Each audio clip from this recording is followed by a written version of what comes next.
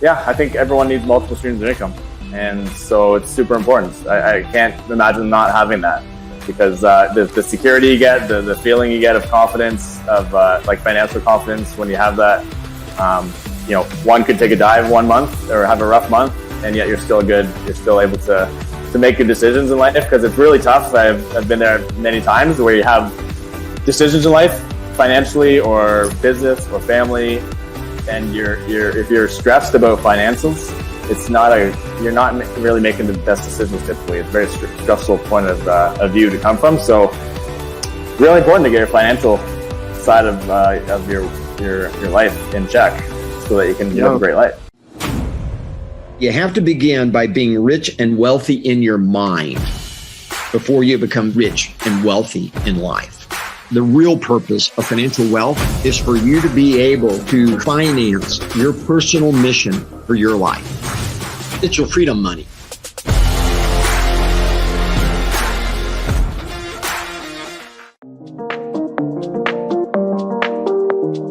We're here with Caesar, and Caesar, we just spent the last 25 minutes or so talking about opportunities within your business. And I'd love for you to kind of just share with our friends that experience. Well, it is amazing that you guys reach out to just talk about my business and make me realize what I'm probably missing and what should just keep doing or keep growing and expect on my business in terms of growing in the future. I feel like for new agents, it is important to have these conversations so your mindset is in place and you get motivated every day to just keep going. Awesome. Thank you, Caesar. That was well said. Mentorship and coaching is so important because if you think about it, our entire lives we have had coaches, teachers, people who help us grow, and it should be absolutely no different with business. You can almost overdo it at KW. So we have our initial coaching program that you join as a new agent, which is productivity coaching. We also have growth coaching, advanced coaching, and then Keller Williams offers MAPS coaching, international training. So you could be in training and in class every day of the week if you really wanted to. And whether their goal is 100 transactions a year or they're more focused on lifestyle and fueling whatever it is that they're trying to do with their life, we have coaching that is tailored to whatever they need to grow their business.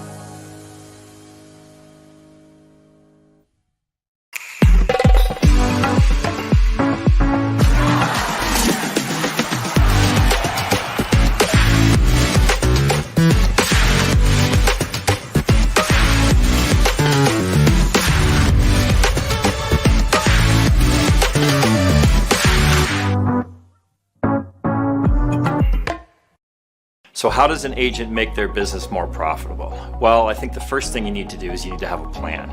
Understanding the fact that we have certain revenue goals, but we can't have those goals and reach those goals if we don't understand what our expenses are, and creating that net income. Have a plan, keep an eye on the numbers, and then just keep redirecting every time you think you're off course, or just keep checking in. Because at the end of the day, I can show you many agents that do hundreds and hundreds and hundreds of transactions every year, but their expenses equate the amount of money that they bring in.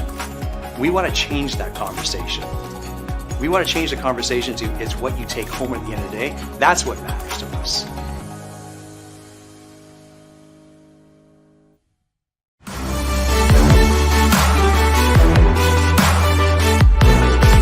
I sit back and reflect on my time with Keller Williams Realty Centers. I can see how much I've already continued to grow, and the people around me and the people that I've met here and the journey and trajectory that they're on, that I'm building a life that I've never imagined for myself. Over the last 10 years of being in real estate, I can honestly say that these last 2 years have put me in a place where I can create my life for myself and my family that I didn't even know was possible.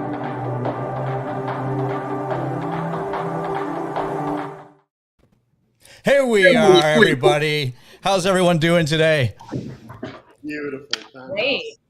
Great. This is our February team meeting in March, but that's okay. That's okay. So nice to see you, Christine. How are things? Excellent. Thank you. Good, good, good. Apparently someone's at my door because my dog's barking. The joys of doing remote team meetings. Wayne, my friend, how are you? Oh, good, buddy. Thank you. How are you all? Good, good, good. Colin, so we got lots to go through today. We got a great guest speaker, and Brett Ullman. We'll introduce Brett momentarily here. And a lot of us had a lot of fun down at Family Reunion. I know, Stevie, you were down there too, and you're going to share with us about that. And Wayne, you've got some pretty cool stuff happening in Ignite, but also coming up in Bold. Yes, sir. Yes, sir. Very good. Very good. Colin, so what do we want to say to our friends before we kick things off today? Welcome. Welcome to our February team meeting in March. I kind of like the sound of that. It's good to be back again, to have our team meeting where we can get together, share ideas, and just so that we can learn from each other. So really looking forward to bringing our guest speaker on as well, just so we can share some thoughts around mental health. Because as a leadership team, we've been talking about this for the last couple of months, actually, and we're seeing it's needed in society today, right? So really looking forward to that conversation. And Broker Bits, of course, is one of our favorites. Hearing from our TLs is always great, and Wayne is super excited to hear what is happening with Ignite and Bold. So let's get this show on the road, Gear. Very good. Well, we'll say bye to Christine, Stevie, and Wayne for the moment, and we should get this show on the road, as you mentioned. One of the things that we always like to do is obviously, talk about what's happening in the marketplace, but here's what we're talking about today. And as Colin mentioned, mental health is a big thing, especially over the last 2 years. Kind of the magnifying glass has been put on that. And a good colleague and friend of mine, Brett Ullman, who's been, kind of in this space for such a long time, researching and teaching and sharing his thoughts on, how to deal with it and how to manage it, perhaps. Brett's here today, and I'm excited to introduce Brett to you momentarily. What else we got? Opening doors with Stevie Susie. She's going to talk about, who's opening doors for you and leveraging that and the people that you get to meet when you get into new and different circles. So I'm excited for that, Stevie, as well as we talked about with Wayne and Ignite, which is our training program to help agents launch their career, reignite their career as well, and so forth. The other cool thing that we have coming up, or that we had, is Family Reunion, and we're going to have some key Family Reunion takeaways, I'm sure, with Colin and myself, Stevie, Nathan, but we've also invited Melissa Taylor and Lisa Lavery to come on and share some of their takeaways from Family Reunion as well. Mortgage update. Yeah, there's been some mortgage news today, everybody. Well, we're going to dig into that with Charity and her team and meet one of her brand new team members who I know some of you have already had the opportunity to meet. I like this one, chocolate fish cupcakes. So if you're like me, you Google everything, and I had to Google this right away. There is such a thing, Nathan. So be prepared, my man. Be prepared. Broker Bits, as always, with Christine Tonus, and of course the market intel with Colin and myself, and talking about some of the stats. And as we go through today, here's the one thing that's really, really evident, and that is, as we know, the market in January, and we're going to be talking about the January stats and the January real estate market. It was a lot slower in January. So there's always a story to the numbers, but the numbers, I'll tell you now, the numbers are going to look a lot different than we've ever seen them before. And that's just based on what we've been seeing in the market. So Colin and I will talk to you about that as well. Okay. Let's kick things off with a great experience with Maddie Ireland, one of our agents that went to Family Reunion for the first time. She put together a little video for her first experience. So let's watch that video together. Hi everyone, I'm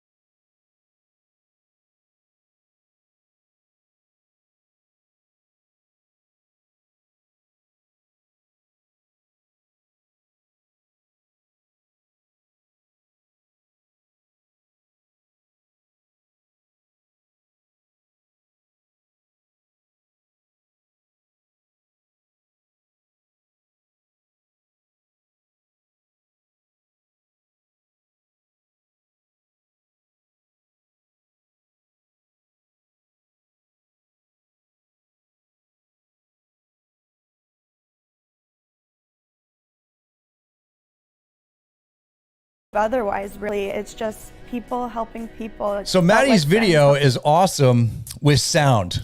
We did this last time as Wayne's laughing in the background. I don't know what happened there. Here we go. Here we go. I think this happened the last time. So Maddie, we're going to play that right at the end. I apologize. We're going to play that right at the end. Here's what Maddie's saying, though, is the opportunity from meeting new people is outstanding, and being in new circles and being around like-minded people. Maddie, we're going to play that right at the end. My apologies. My apologies. Here we go. Colin, let's bring you back on screen because technology is awesome. And that is the beauty of doing a live meeting in the virtual world. Things will happen and we just have to move with it. But like you rightfully said, we'll make sure that video is played before the team meeting is over. And we'll also have that team meeting on our social media platform so that we can share and interact. So absolutely. We're just Absolutely. moving it around at this point. Yeah. One of the neat things too that we love doing is having our mission moment and talking about things within KW. And there's some really cool things that our agents are doing and so forth, Colin. And I just love that, really at the end of the day, it's us being able to support people in different ways, Colin. Absolutely. And with the mission moment, I remember almost a pivotal point in my career at Keller Williams here is when you guys went down to family reunion, mega camp during the Houston hurricane. And, they literally canceled mega camp. And we, as a company, we decided that we're going to go in the fields and we're going to help people. You were there. Tell us about that experience. Yeah, it's interesting because it wasn't just our company. It was Keller Williams International where, typically, 5,000 people go down to Mega Camp, the summer convention, if you will. And as you just said, it was during the flooding and the hurricanes and everything down in Houston a few years ago. And KWRI pivoted within days, canceled the convention. And still 3,000 people showed up, and they facilitated 3,000 people to go into the city of Houston and help clean homes, dig out homes, create, gift packages and prepare food and all sorts of stuff. And it was an awesome experience. I know, just off the top of my head, I know I'm going to leave people off. You should never mention names, but like Wayne Clements was there, Michael Tuff, of course, Marvin Alexander, Brian Sametz, and a whole slew of other people went down from our office, and we got to work alongside helping our peers.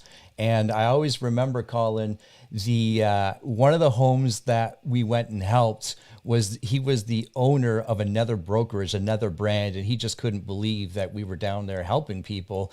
And something similar is happening in a sense, to an extent, right now in the Ukraine, Colin, that you were telling me about. Absolutely. And it just speaks so much about the Canadian, the Keller Williams culture.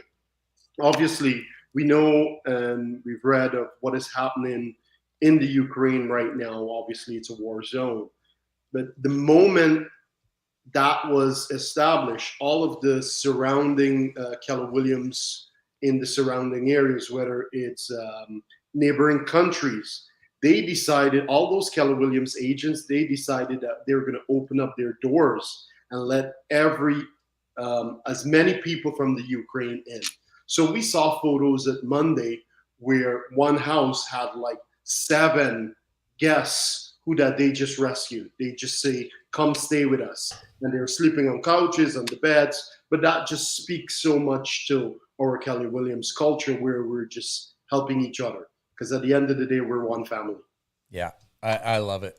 I love it. And that really is. And we've talked a lot about that here locally too. And people like Stephanie Sauve leading that charge around the holidays, the Christmas holidays and so forth. So we don't have to be in Houston or the Ukraine or wherever to serve and to support our friends and family and colleagues and neighbors and everything like that. So if you see an opportunity, take it. And if there's an opportunity that perhaps that we can provide or step in, let us know, because it's important for us as well, Colin. Good stuff. Good stuff. All right. Well, moving on from there, I always like starting with the mission moment and that sort of thing. We have a lot of new friends and faces coming into KW all the time, and a huge welcome to Matthew, Puni, Zargram, Trudy, Edwin, and of course, you see the pictures there. If you don't have your picture, send it in so we can promote it and also celebrate with you. Great to see Natalie and Kelsey and Dorota. Huge welcome to you here at KWRC, and we're looking forward to getting to know you better. We're also looking forward to helping you, supporting you and your business as well. Absolutely. Beautiful. We have lots of great training coming up, and we're going to slide in some of our different training events over the next month throughout today's presentation. We are looking and working with pre-construction much more as it becomes an opportunity with us. And I know Jason Singh has a great experience working with pre-construction. So you can see the dates there, March 16th. And as always, if you're wondering when our training is happening, you can always go to mykwrc.ca, look at the training calendar, sign up for any of the coming training that we have there. And this just in, I'm going to slide this in now because John Brock called me yesterday, and we're going to share his training in a moment, but he is so happy to do in-person training. So these training sessions over the next month will start to happen in person as well as Zoom. That's exciting news for everybody. I know it is. Here's something cool, Colin. Top Canadian producers for units closed. This is for team right across Canada. You can see it on the screen there, Colin. Number 12 and number 18 for the Terry Hastings team. Absolutely outstanding. That's right across Canada for the month of January. And as we discussed or said some insight earlier, January was a really different month than what we've been used to from the sales side. And that's just the ebb and flow of the market. We're going to talk a lot about that throughout today's meeting. But huge congratulations to everyone on the Terry Hastings team. One of these days, Colin, you and I are going to try to name all those agents on the team, but not today because I'm going to leave one person out, and it's not going to be a good thing. Very good. Very good. Well, as we've been talking, Brett Ullman, Brett, you're ready there. I'm going to bring you on screen.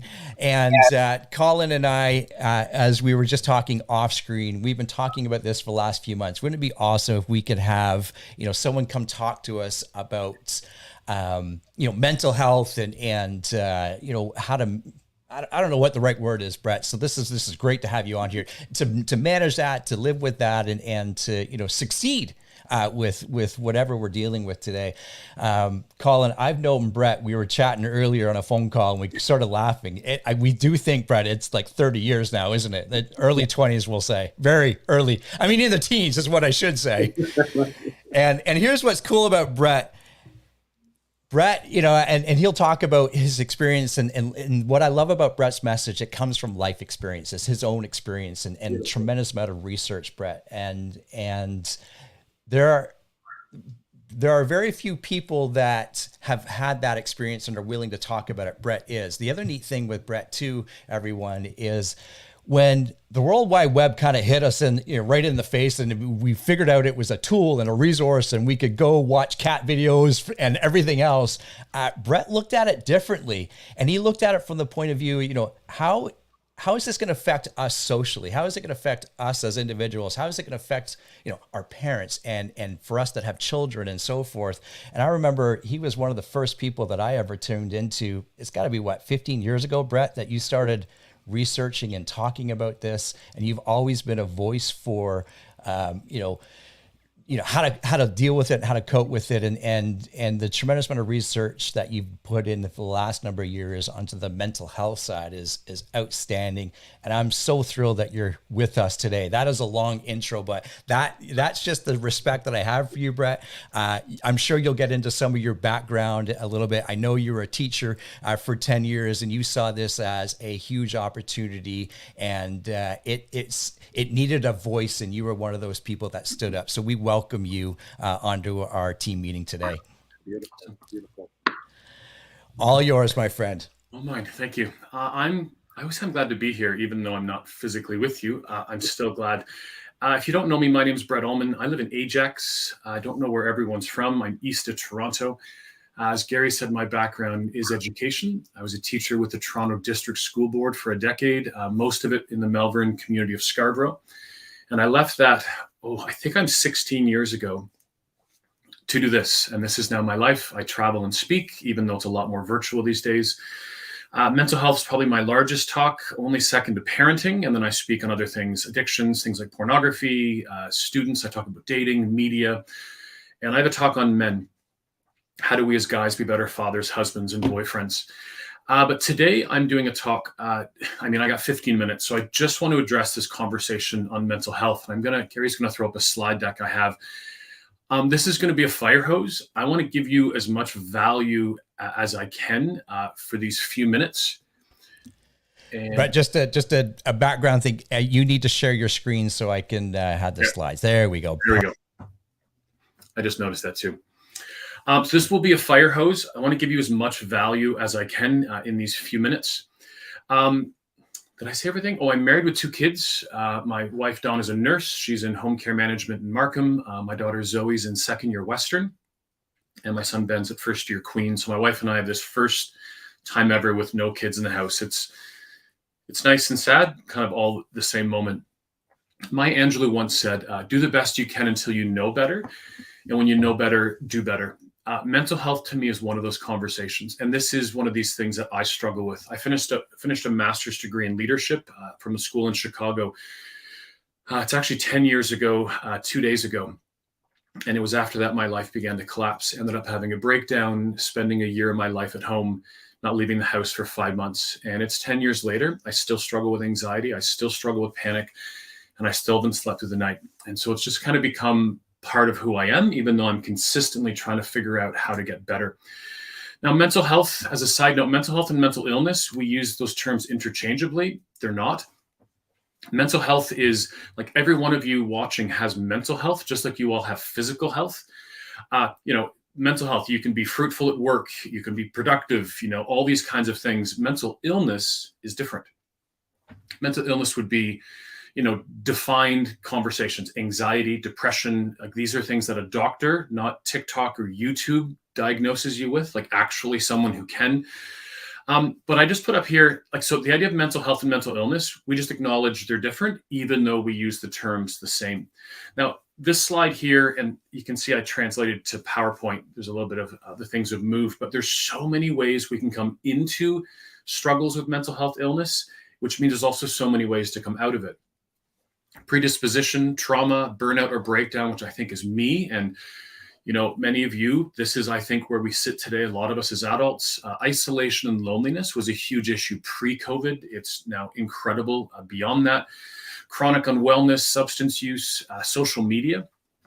I mean, we don't know what 500,000 dopamine hits does to a human being. Every time I get a notification and my Apple Watch taps me, a phone or a notification goes ding, you get a dopamine hit to the brain.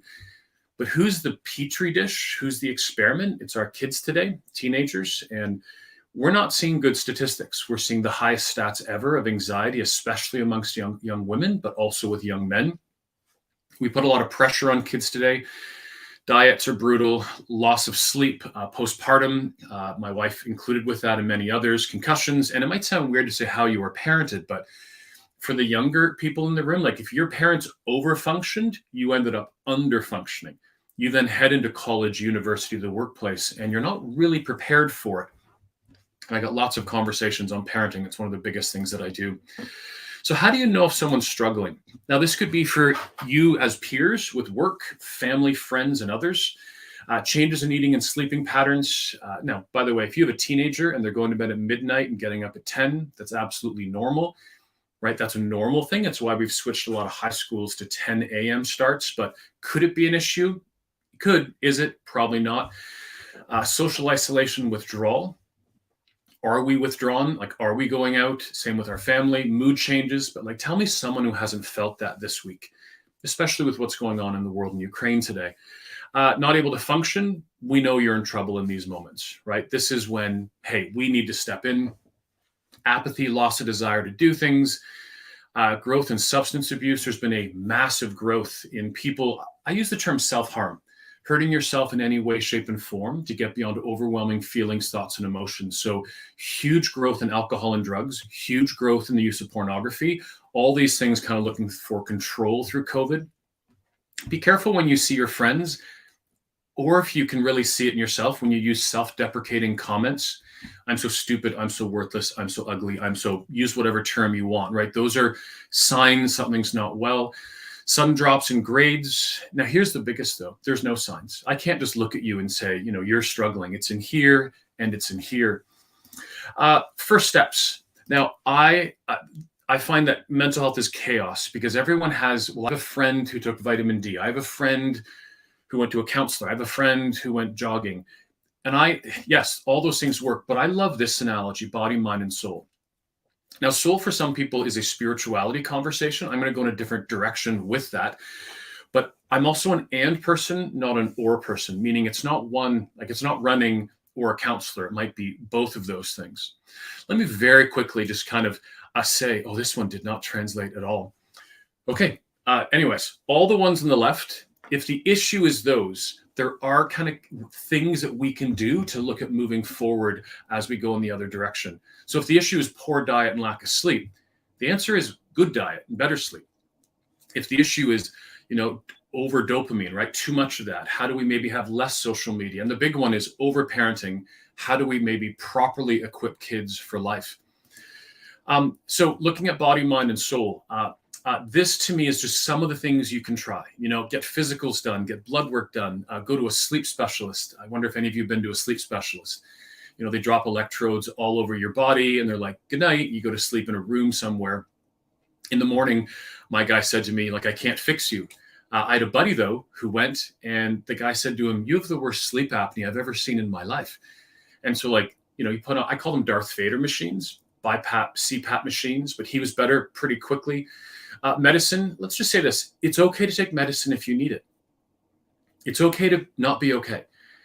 But I think we too quickly go to medicine. And I have a YouTube video looking at before you go on medication. And if you ever do have to go on medication, there's a website called In a Gene, G-E-N-E, In a Gene, where you actually take a cheek sample and a saliva sample, and they will actually say, we'd encourage you to not try these meds. These ones might work better. And you can see the list of other things, but I would say for everyone here, exercise, sleep, and diet are just the foundations. Control the controllables. You control this, especially for those of you listening and you're like, I'm connecting. I struggle with these things. Exercise is a non-negotiable. Whether it's the gym, a yoga class, going for a walk, whatever it might be, something daily. Sleep. Someone once said, if you want to feel better tomorrow, sleep better today, right? Tonight. And so I have a YouTube video on sleep hygiene, right? Go to bed, not having screens, read fiction before bed, blackout blinds, cool room, these kinds of things. And food, eat better. I'm not saying you have to all become vegan keto, but just eat better. And I love the book Atomic Habits by James Clear, like eat 1% better. You can all do that. I would encourage us to go to see a psychologist if needed as well. And I'm not going to walk through all these. There's lots of stuff here, but go sit down with a psychologist, counselor, social worker, therapist. And the soul spirit conversation. Have you ever gone for a walk and someone says, that was good for my soul, good for my spirit? That's kind of what I'm saying here. And there's lots of things that we can do. Mindfulness is a huge one. I use the app Calm. My daughter at Western uses Headspace. These are just breathing apps. When you're anxious, you'll be breathing up here, not with your belly, and breathing calmly will calm you down. Also, if you struggle with anxiety, over time, it should calm you down. Really, really good apps there. So what did I need? I needed people to sit with me and listen to me. But what I often got were people who said, like, well, if you need any help, let me know. This is what I mean. Don't say, well, if you need a spaghetti, I'll bring it over. If you want to go for coffee, let me know. Just say, I'd like to take you for coffee. When can we do it? Don't say you'll be okay because you don't know. And don't say, well, at least. Don't say, well, Brett, you haven't slept in so many years. I know someone who hasn't slept more. Do not compare people's suffering. It's just unnecessary. Suffering is suffering. Things you can say, how are you? And that one word today changes everything. Say, I'm sorry you're going through this. Just say something, meaning just address it. And if you look at the bottom right, shawarma, all it means is there's something about food. There's something about when we finally, we're starting to have, dinners and dinner parties and stuff again. There's something about food. And If someone's struggling and their favorite thing is a chicken shawarma, which is my favorite thing in the world, bring them that. If it's a Big Mac, bring them that. I do have a 20 series video series on YouTube looking at how better mental health during COVID. They're really quick. They're like 2 minutes long. And the couple I wanted to say here, well, the big one is really just counseling. Please normalize counseling. Someone once said, well, counseling's for the broken. I'm like, well, yeah, but it's also for just someone who wants to get better. I love you guys were talking about coaching, Gary and Colin at the beginning, and coaching stuff. Like, if you want to get better in your marriage, counseling. You want to be a better parent, you can go for counseling. If your kids are struggling, like, make sure you have at least 5 adults speaking into your kids' lives. If you're a parent, one of those can be a counselor, other than coaches and families and others. But just normalize this. And this is registered therapists, right? This isn't a buddy who likes to talk to someone. This is someone who's trained in this. As a side note, I'm actually in school. I'm halfway through my master's in counseling psychology right now. Some thoughts, and we're done. Please, I love this analogy. If one door is not working, choose another. There's a line, you probably heard it with the band Bare Naked Ladies. It was actually sung by Bruce Cockburn, which is kick at the darkness till it bleeds daylight. Mental health is a battle. It is a fight. And so I would just say to you, fight, right? If a counselor's not working, try something else. If what you're doing isn't working, try something else. But don't just stay. If you do nothing, you literally choose to stay in the place that you are right now. Some resources. This is, I'm so sorry how this all translated. This is the Canadian website. It's actually wellnesstogether.ca. They just purchased that, which is great. So really good resources. Everything from surveys you take to see if you have anxiety, depression. They have some group counseling online. Really, really well done. My website, now let me just say this with kind of an asterisk beside it. When I began speaking 24 years ago, it was the church world that picked me up. So I do a ton of stuff in the church world. So if you go to my content, you will find some of that. But I'm a uber practical speaker. So most of the stuff you see is actually great for anyone. But if you go to my website and click blog, it's divided into categories. And up top is all my social media. And I actually forgot to change this one. I just started being on TikTok. I'm not dancing. I'm not doing those things. I'm doing videos for parents on TikTok, but all my socials at the top. The one thing I'm actually encouraging people to do is to kind of have a better relationship with technology is when you find someone, like I saw some of the coaches you were putting up, if you find people you would like, authors, people like thought leaders, whoever else, like them on all different things. And when you're sitting at home tonight on Facebook, Instagram, whatever, scrolling through, content's coming to you that's more than dinners and dogs and all these things. I have a whole bunch of YouTube videos. You can go through some of these and see. One of them was walking daily for 6 months, which was really interesting. 2 videos before you take meds and if you're on meds, just some things to think through. And I did put up my top 10 books on habits. My top one last year, I think I read, was James Clear's Atomic Habits, also BJ Fogg's Atomic and Tiny Habits. Both of these are the same idea. Small incremental growth leads to huge kind of compounded change over the years to come. So you might want to find one of those. I got accepted in the Amazon Influencer Program. I don't like that term, but it means I can post all the books that I like all the change ones you can find up there just off one link. If you're looking for a book for mental health, the Anxiety and Phobia Workbook, which is just released its 7th edition, is this massive, do I have a copy? I do. It is this massive kind of thick book. Well, you can see I've used this chapter on sleep, chapter on exercise, and all those kinds of things. One for teens, which is thinner, and The Ripple Effect is my favorite book, right? It's the foundations from which you do, and then you do life and work and everything else. Sleep, eat, move, and think. Now, I released a book during COVID. Don't know if that was a good thing or a bad thing. Again, I do speak in the faith community a lot. So there's some chapters on that, but it's an uber practical handbook. It's actually 6 times bigger than anything I've ever written before. But it is a beast looking at how we practically engage these things. And kind of the last slide here. If I can leave you with something, well, first I might say the old Home Depot slogan, you can do this, we can help. I love that you're sitting here, as a brokerage, having a conversation on mental health. How do we equip you, right, as people to be better in life and everything else? But great courage with great care. When you have a bad day, great courage. Go to work, do what you need to. And when you're home, great care. What are those things that work for you? What are those things that fill you up, right? Is it FaceTiming a buddy? Is it on a call like this? Is it going for a walk with family? Whatever it is, that's what you need to figure out. And that's what you need to look at encouraging yourself to do, as well as if you're a parent, people around you, or if you're part of a team, help your team as well. I know I had 15 minutes and I rocketed through and I went a few minutes late, but if you have any questions, you can find me online, send me a message. I answer all my own email.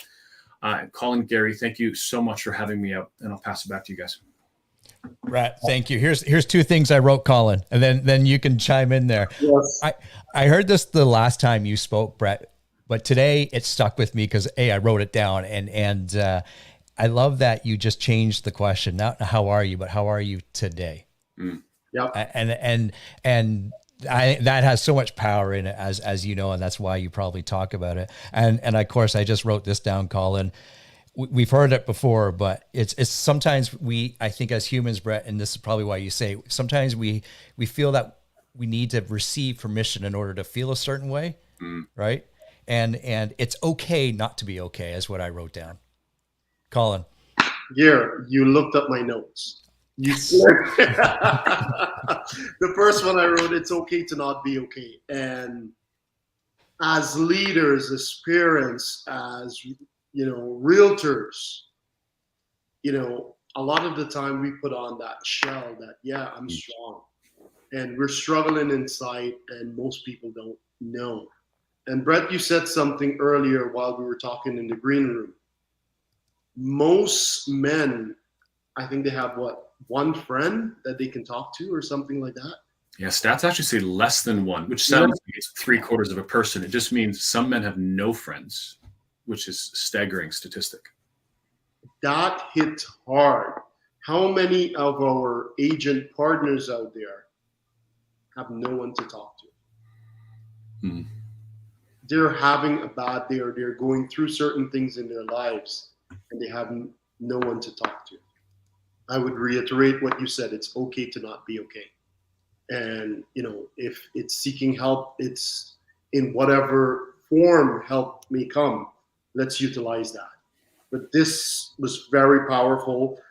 This was my first time meeting you. I know this is not going to be the last time. We're going to work on getting you here more often, because just from the comments I'm reading, people are seeing a lot of value in this. And thank you. Thank you. Appreciate it. Yes, thank you, Brett. And as we'll put it in the notes here in the comments and on our Facebook information, Brett's website. Again, Brett, that's brettallman.com, correct? Yeah. Yeah. So go there, dig into his resources. Fantastic stuff. Brett, so happy we met just a few years ago or 30 years ago. And I wish you all a continued success, my friend. Be well, and thank you. Thanks, everyone. Enjoy your meeting. Thank you.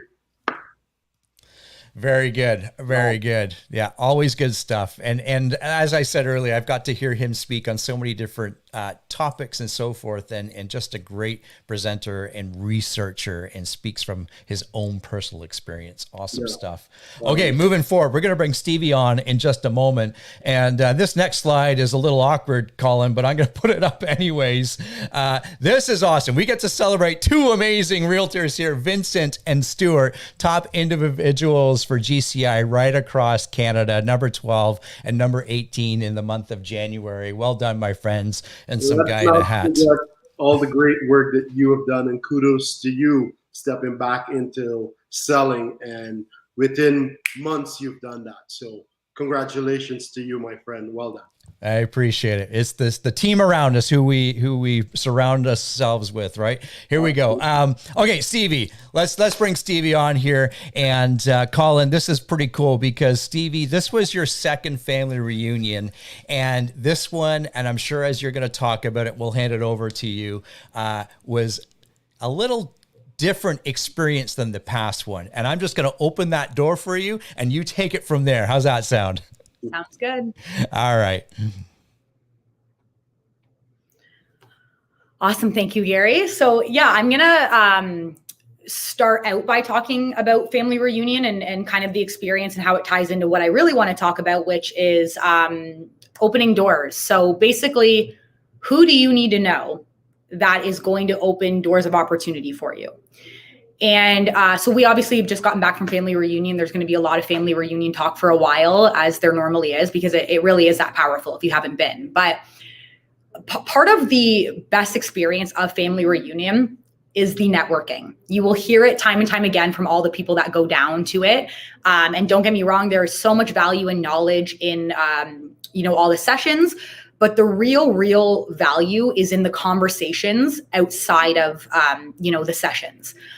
And this year was no different for me. And so this was my second time going down, and I went down in a new position this year. So now I'm in a leadership position, and it's always good to go down to family reunion with a goal in mind of what you want to get out of it, because there is so much information. And so, people are always asking you like, oh, what do you want to get out of it? What's your goal? And so, our first day that we were there, we're chatting. And I was chatting with one of the other OPs, Andre Chin, and he was asking me what I wanted to get out of family reunion. And so I'm telling him kind of my goal of what I wanted to get out of it this year. And he goes, oh, you have to get in front of Jason Abrams. Like that's the one person that you have to talk to. He's like, make it your mission, this family reunion, to get in front of Jason Abrams and tell him exactly what you just told me. So I'm like, okay, like I guess so. And so Colin and I did just that. So we had the opportunity to go to Gary Keller's CEO Mastermind. And not only did I get to meet Gary Keller himself, but also Jay Papazan, Mark King, and Jason Abrams. And let me tell you, we basically cornered all of these guys. Like, they're not even on stage yet. We're there a little bit early. We see them kind of walking, they're getting ready. And Colin and I are like running over to them, being like, flagging them down, cornering them for a picture and into conversation with us, basically. And the great thing is, though, is that because we took it upon ourselves to do that, I had the opportunity. Well, I didn't have the opportunity, but Jason Abrams took my cell phone and put his number in my cell phone. So now I have a Zoom meeting with him set up for next week. And, this is the head of the industry of Keller Williams. And this was the one person that I was told, like, you need to get in front of family reunion. And so we made sure that happened. And it was just kind of seizing that opportunity, and who knows what will come of that. And it's so incredible, because I have no idea what kind of doors that will open. But and I'm excited, but I want to pivot off that just a little bit and talk a bit more about relationships within the brokerage as well, because we actually had our ALC meeting yesterday, and we talked a lot about this. And two people that I want to kind of shout out here is John Brock and Paul Ireland. And the reason is we had a conversation about kind of what they're looking to get out of being on the ALC, right? They've all had the opportunity to sit on the ALC and kind of serve this brokerage. And we talked about, John was sharing a little bit about his experience as being a new agent here when he was, a few years ago, and just talking about the opportunity to shake hands with, Marvin Alexander, who was the owner of our company at the time. And, people like Wayne Clements, Michael Tuff, some of the big names in the industry, and just how much that actually impacted his business. And who knows, if he didn't get that right off the hop and build those relationships, his business might not have turned out the way it did. And John has an incredible business. He's one of our top producers. And then on the flip side of that as well, Paul Ireland mentioned, just we have so many new agents coming in and just so many new people coming to the real estate industry in general right now. And we know that there is a really, really high percentage of agents that just don't make it in real estate. And obviously, as a brokerage, our goal is for that not to happen to any of you guys. And, Paul said, he's kind of like me. He's got a soft spot for the newbies. He really does. And he said, I'm happy to go on a listing appointment with a new agent, or, help them with a buyer visit, or if they need me to go on a showing or whatever. He's like, I don't want anything from it. I don't want money. I'm not bringing anyone on a team or anything. I just want to help, because if me going on that listing appointment with them helps them get that listing or their first client or whatever, like, can you imagine if taking someone like Paul Ireland on an appointment with you because he offered that and you actually took him up on that, got you your first listing, which then maybe turns into another listing because you end up getting the neighbor's listing or whatever it may be. And that might actually be the very thing that starts your real estate career. And I guess what I'm getting at is, you never know, even calling up someone like Wayne Clements, Melissa Taylor, John Brock, Vincent Bongard, before going into a listing appointment to ask about, an opinion, or how should I handle this, or what should I say? It could be the very thing that actually changes your entire career. So relationships are really, really important, and you really don't know what kind of opportunities are going to come out of them. So build those relationships, build them within the brokerage, build them outside of the brokerage, and don't be afraid to like speak on the opportunities that you want. Like step up and say something and go after that. Like just like me cornering Jason Abrams and in the corner. So you got to do things like that, and it's really, really important. So yeah, relationships are super powerful to sum that all up. Beautiful. Awesome, Stevie. I love that. I love that you just cornered them. Oh yeah. Yeah. Actually, no, it is really great. And you're right. Any opportunity that you see and you let it go, that's obviously the missed opportunity, but that could be that one pivotal point, as you pointed out there, Stevie. Like perhaps you invite a top producer to go on a listing appointment with you that can just change your whole trajectory.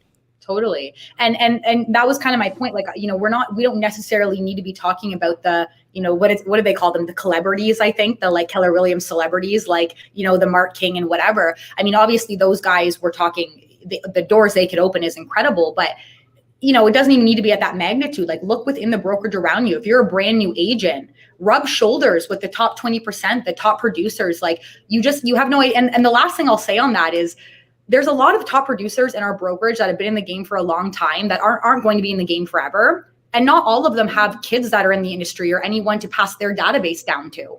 So you have no idea what working with them and building that relationship could result in the long run. You might just be the one to get their database. You never know. I love it. Stevie, thanks so much. And I love how you're just pouring back into our agents. And I'm so excited to have you a part of our leadership team. Well done. Thanks, Gary. That in itself here is so powerful what Stevie said, because we keep coming back to the culture of Keller Williams where we're sharing and giving. And I'm so grateful for so many people in our brokerage who've opened up so many doors for me, and it's the same for you, right?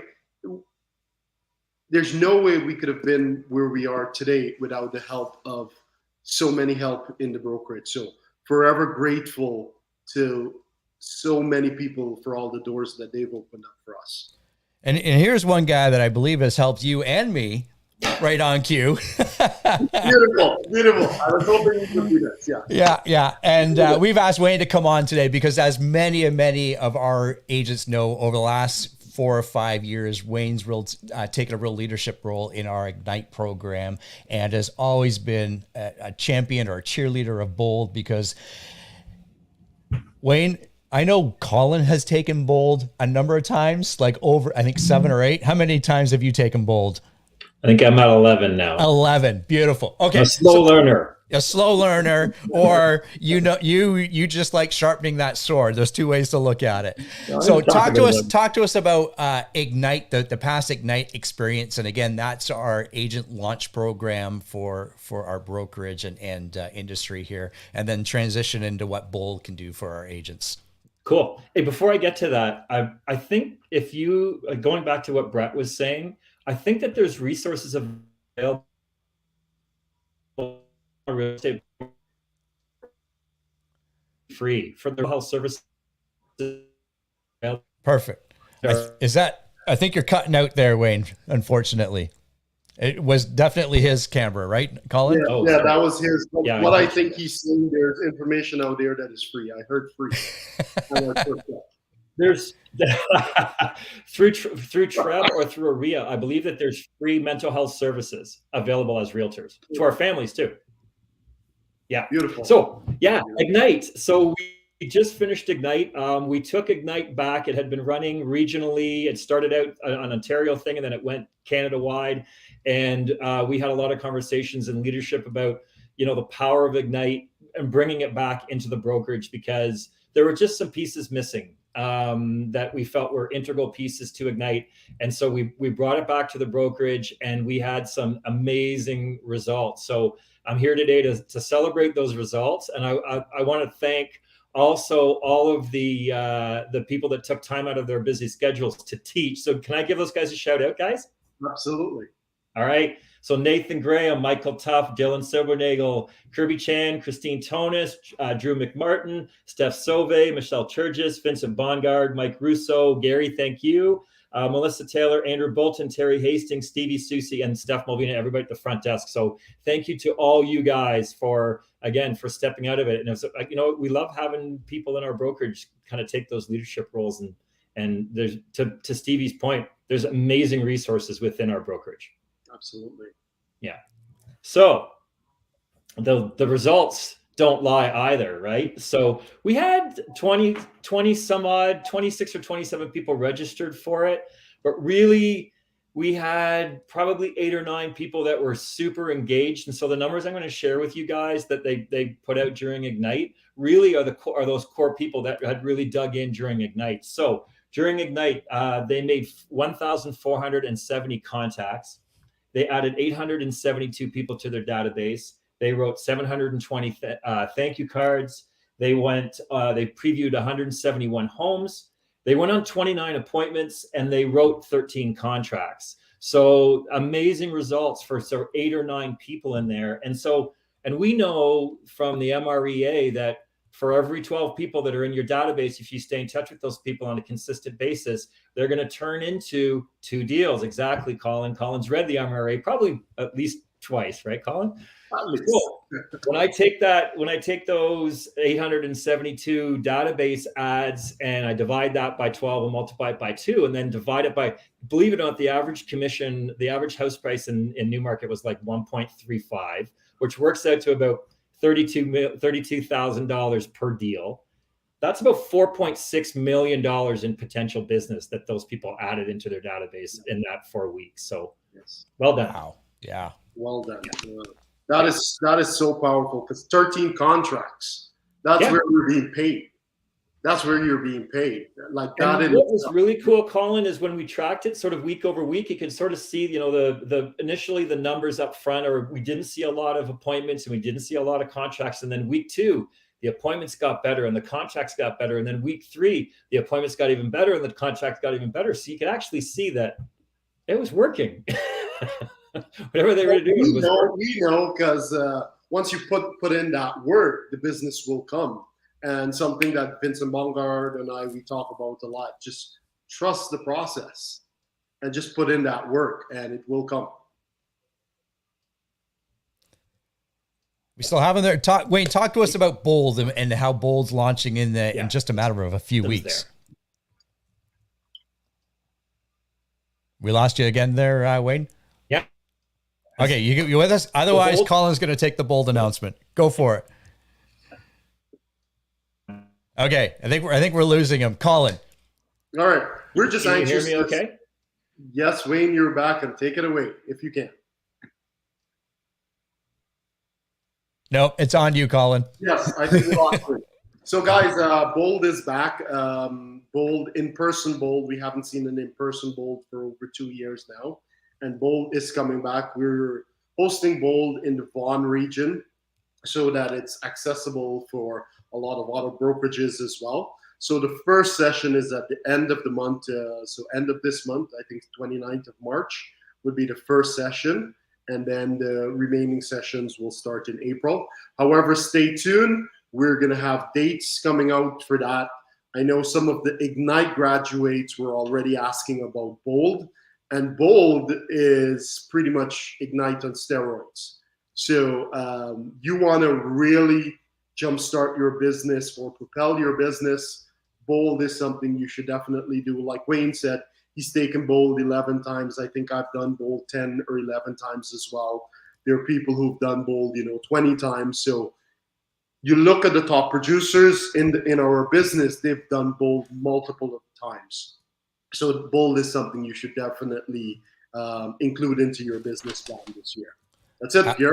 Absolutely. I'm trying to quickly grab the link here for Bold here. I'm putting it in the comments there, I believe. Beautiful. YouTube comments. Yes. And to clarify that date, the launch date's March 31st. And this is 1 day a week for about 7 weeks, 8 weeks. And dive into it.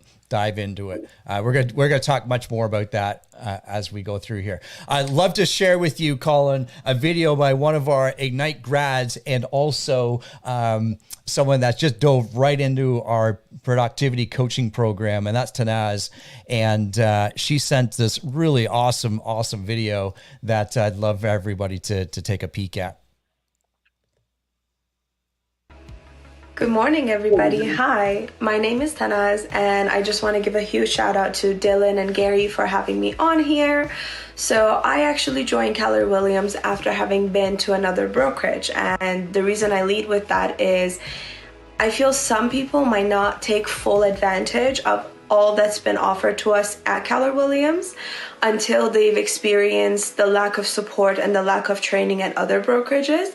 To me, it's just amazing how we can knock on anyone's door when we're at the office and they are so willing and ready to share. For example, when I wanted to learn how to door knock, Mike, Rob, and Vincent took me out. When I wanted to host my first open house, Wasim took a chance on me, letting me open house for him. On top of that, we have the Psn Coaching Program, which has been a credible part of this journey for sure. I know we have Mike on the morning calls every single morning. He brings on so much energy, and he's been teaching us about scripting, how to get motivated and stay motivated, and we even go over systems and processes and how we can implement them to improve our businesses and how we can stay on top of follow-up, which is such a big portion of our job. And of course, we have all of our other amazing coaches, including Dylan, Jen, Steph, and they are honestly available pretty much at all times, whether we reach out to them individually or reach out to them throughout our WhatsApp group chat. So yeah, honestly, overall, I think I would really recommend having the coaching program to anyone who's just starting out in the business.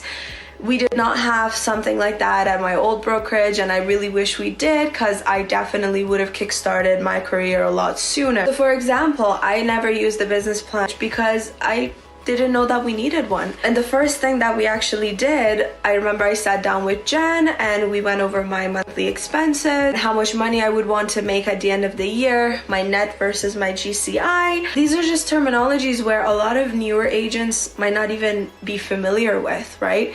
I didn't know a lot of it. I know most people coming into this industry don't have a sales background. They don't have a business prior to entering it. So I guess if you ask me personally, I think I do see a lot of value in the coaching program, and I'm so grateful to be a part of it. And the last one I want to raise, which might actually be the most important one, is the accountability aspect of being a part of the Psn coaching and being in this brokerage altogether. A lot of us actually do come into the office, especially the Aurora office, and we hold each other accountable. We double check, how are you doing? How many deals have you done? How many appointments have you gone on? And if you haven't done any of those, why is that? Have you been doing your lead gen properly? Should you be doing something different? And honestly, we just all support and motivate each other, which has been a really valuable part of my experience having been at Keller Williams. I think we really do stand by all the values and the traits that they preach, and it's just so empowering to be a part of a brokerage where people are not competing against each other. They are actually collaborating and cooperating. We all just get to move up and grow together. Really happy and super grateful to be a part of this. Thank you guys for letting me speak, and have a fabulous day. Absolutely awesome. That was so well said, Tonus. Thank you. So much. That's powerful. Thank you. Good stuff. Good stuff. So as we know, we've been talking about family reunion, and we thought we put together a little round table. We might have a late surprise guest on that. We'll see if we can make it happen, but I'm thrilled to have Melissa Taylor and Lisa Laverty join us here. And there's Melissa, and here comes Lisa, and we'll get rid of this screen here. And here's what I know. Whenever I go to family reunion, I have a lot of fun. Now when Melissa goes, I have even more fun. And now when Lisa goes, I have even more fun.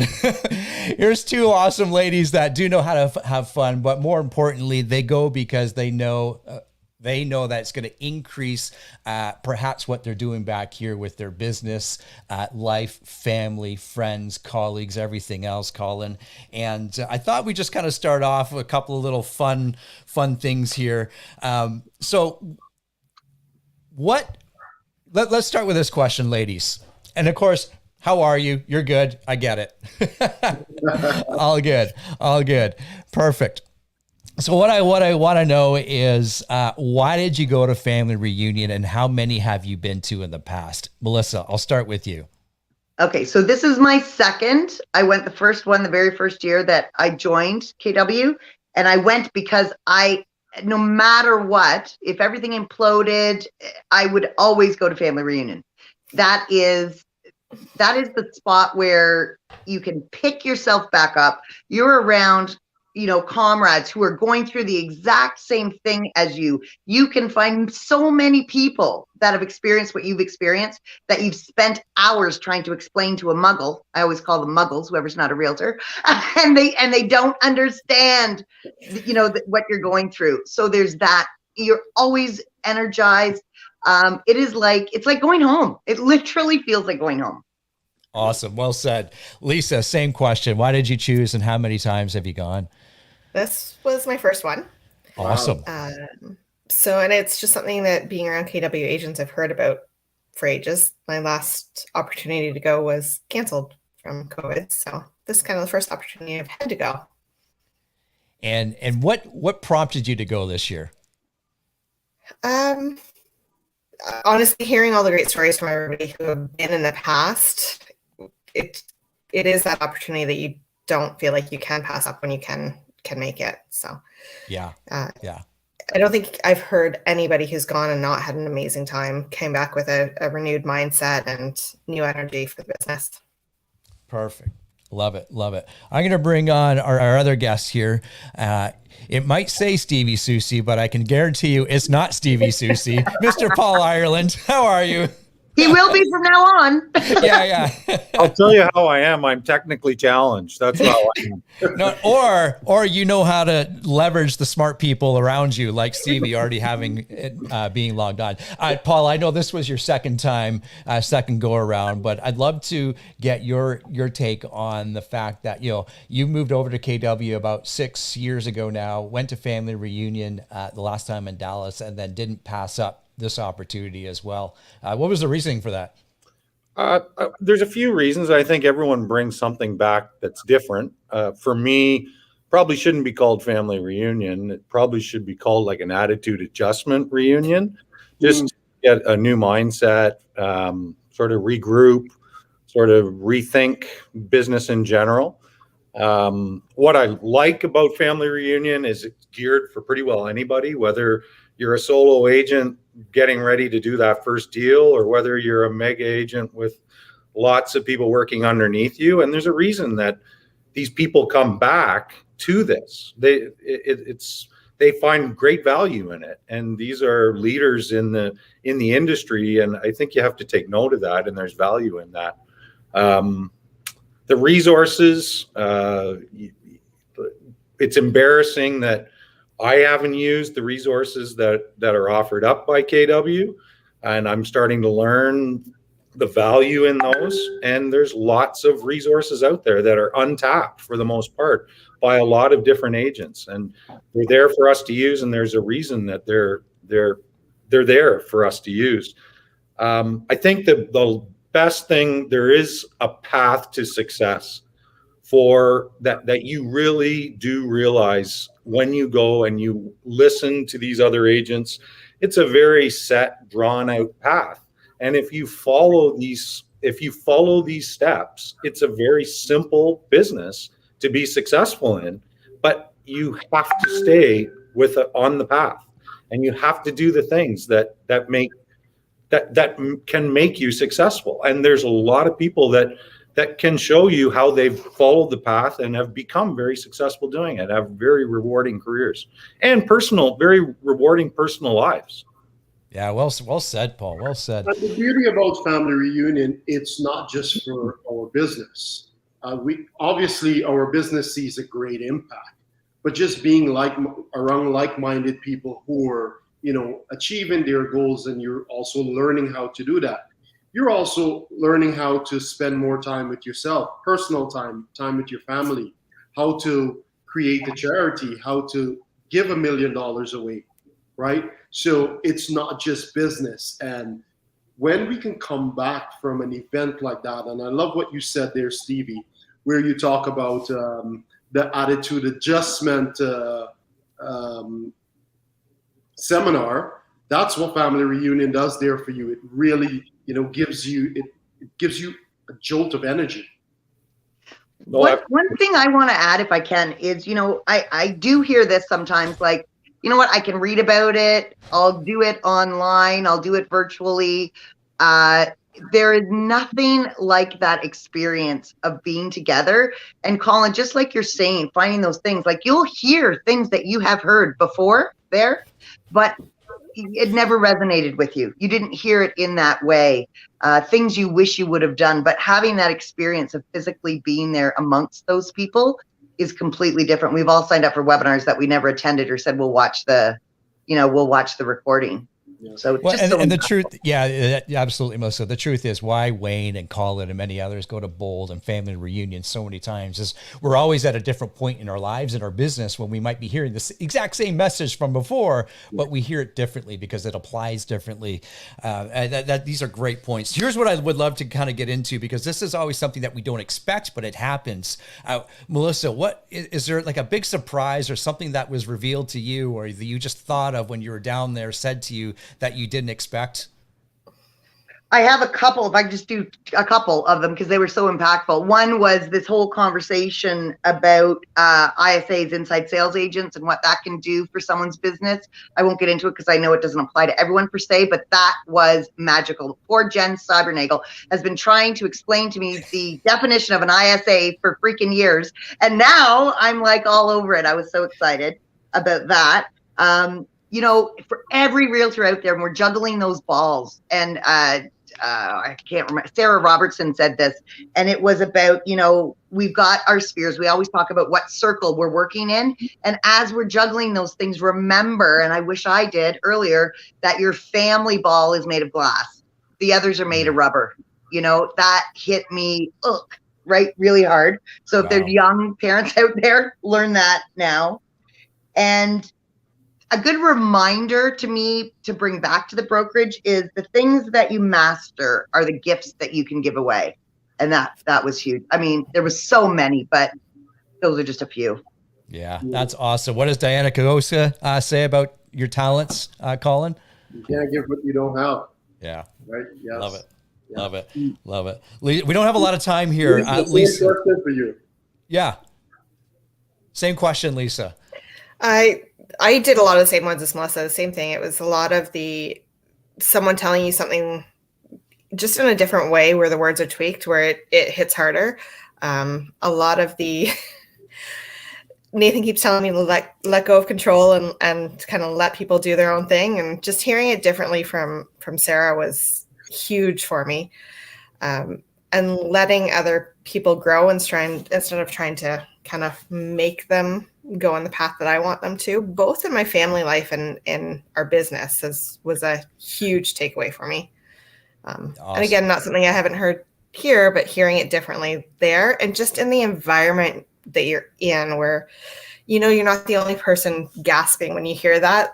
You don't feel like you're the only person who is, I felt there was a large part of it where I felt like Nathan paid people to go up and speak directly to me.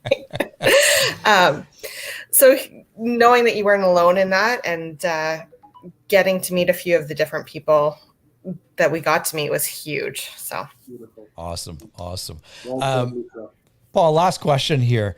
Is there something, was there like a takeaway from family reunion that you're like, yeah, not to say that you're putting that into your business, but perhaps you're just tweaking something or you're going to bring it back for your family or friends or colleagues, the brokerage. Was there something that stands out? Yeah, I definitely. And I think in Dallas also, I think the statement I remember the most is, show me a professional with a poor attitude. I'll show you a professional that's going to have a very slow point in their career. And it's both personal and in business. And I think if you're going into your day with the wrong ideas, you can expect not a great day. Like, I mean, it's sort of, it's reaction. It's just a reaction to it. And I think that the one thing that one key speakers talked about was taking just a few seconds every day and thinking of 3 things that you're thankful for in the last 24 hours. And no matter how bad of a day you think you might, if you can just think of 3 things that really you should be thankful for, and get into the habit of doing that every morning. And it's amazing how you change your outlook on the day, on the week, on your career, on your personal life. That little, like, stupid little things like that actually, I think, do mean a lot. That's well said. Well said. Well, thank you, Melissa, Lisa, and Stevie / Paul. I do appreciate you coming on today and sharing. I also, enjoy being around you. So when we get to have these opportunities at family reunion, this is where, in the video that we're about to watch from Maddie, friendships are made or deepened, relationships are deepened. And I know without having these opportunities to go to family reunion and some of these other events, there's agents within our brokers that I wouldn't know as well. So thank you for being a part of this, and I wish you continued success throughout the end of the year as well. Thank you. Beautiful. Thank you, guys. Thank you.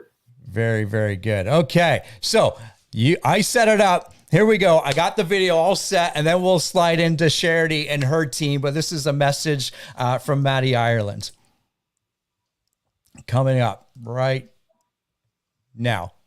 Hi everyone, I'm Maddie Ireland. I've been with KW for about a year now, and I just experienced my first family reunion.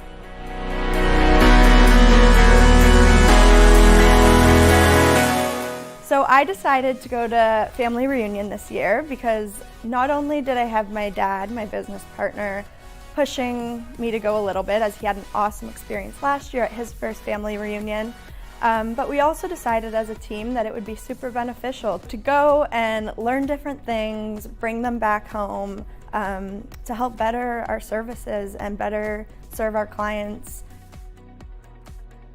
I think one of the biggest surprises for me going to family reunion, a great surprise, was seeing just the community of KW agents coming together, in an industry that can seem so almost competitive. We're all competing for business and clients and listings and so forth. For everybody to just come together and prove otherwise, really. It's just people helping people. It felt like friends helping friends. People coming from all over the world, really just sharing with one another what works for them and why it works and how you can incorporate that into your business wherever you are and make that work. It was so much more than just, sitting down in these big lectures and learning. It was networking and making friends and building relationships that really are just of full benefit, not only for your business, but for your social life as well. Yes, we're probably all at different phases of our business and trying to accomplish different things, but at the end of the day, we're all just kind of trying to grow as realtors, and that's really what it came down to, and growing as individuals too. So my favorite thing of family reunion was, of course, the training and the education and all of the awesome things I learned, but outside of that was really bonding with our agents here in the office and building relationships and networking close to home, really. We're so used to all seeing each other in the office and passing by and waving, but being away and being in that kind of atmosphere and environment, it really was the most perfect opportunity to get to know each other on, such a larger scale and build not only, work connections, but friendships. So that was definitely one of my favorite parts of family reunion. One of the biggest takeaways from family reunion for me was the importance and the emphasis on community involvement.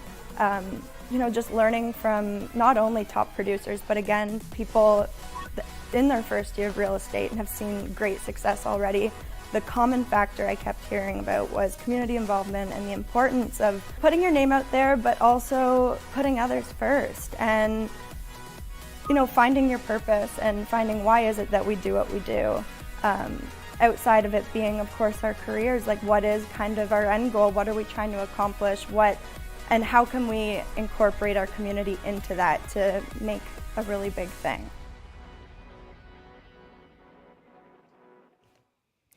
Maddie Ireland, everybody. Fantastic. Thanks, Maddie, for sharing those thoughts with us.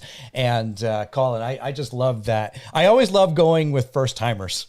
Yes. Right. And it's a lot of fun. Okay, so I'm gonna say thank you for staying with us. I know we have so much more. What am I trying to say? A lot more information to get through here, and I appreciate you staying online with us. I'm gonna introduce Charity to our stream here, and where'd he go? Where'd he go? There's Ahmad. Here we go. Charity, how are you, my friend? I'm great. How are you, Gary?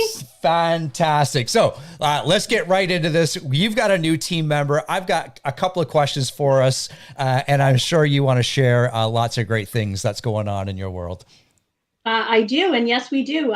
Ahmad's here. He's joined us. He's a mortgage agent, and he's also a marketing genius. I don't know if you've noticed or seen, but we've really upped our marketing, and we've got all these great ideas and things coming at you for you. Also, given that we're here to help you guys, we've come up with a few different things that we feel that we can offer back to you. You guys are always helping us. You're sending us referrals. You're working with us closely. So we've come up with a few things that we can give back to help the agents with their business. And Ahmad it's his specialty. So if you want to take over, Ahmad, that would be great. Thank you so much. Thank you for the introduction. So I'm gonna follow the trend here, and I'm gonna start with a little bit of gratitude. So thank you to Charity, Haley, for all your guidance and your wisdom, and bringing me onto the team, and all the Keller Williams agents that I've already met. It's been a pleasure getting to meet you guys and experience that Keller Williams family that everyone talks about so much. I get to experience it every single day I walk into the office. So thank you very much for that. Again, to reiterate what Charity was saying about adding more value, one of the ways that we want to do that is by utilizing some of my experience in regards to social media and marketing, and by creating marketing videos that agents will be able to use throughout their social media, Instagram, TikTok. I will share the link to it in the chat, and I think this chat is only for presenters, but Gary, if you could pass it on, that would be awesome. And you'll see a couple examples we put together that will give you kind of inspiration on what we can do. It's not limited to just the 2 examples, which would be kind of like a bio video and then a testimonial video in regards to your business. The big thing we want to help you do is create social media content with these videos that doesn't have a shelf life. So, it can be daunting to have to think about what you have to create on a daily basis. So creating these short little videos that have an extended shelf life that you can reuse over and over again will keep you from having the fatigue of deciding on what you need to post on social media. So that's where I want to help you guys. So in saying that, what we're going to do is anyone that does send us a lead, immediately you're going to get a thank you email from us that has a calendar invite where you can figure out a time that works well for you. It's linked directly to Ahmad where you can book in with him and come in, and he will take those videos for you and create them for you and send them back to you. Beautiful. Awesome. And as you just said, your social media game, the information you're providing to us as agents has definitely stepped up. I love seeing that. You know that.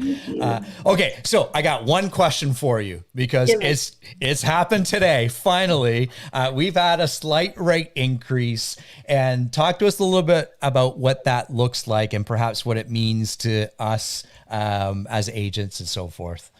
For sure. So, kind of as anticipated, the Bank of Canada did meet and they did increase their target rate. It was currently at 1/4 point, and now they've increased it to 1/2 point.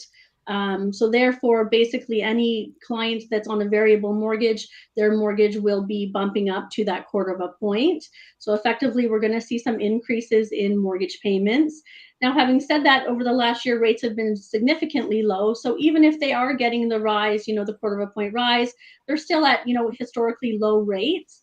Having said that, we're interested to see the discounts on the other side, promotions that we're going to have if they're going to come and help us absorb that shock in the rate.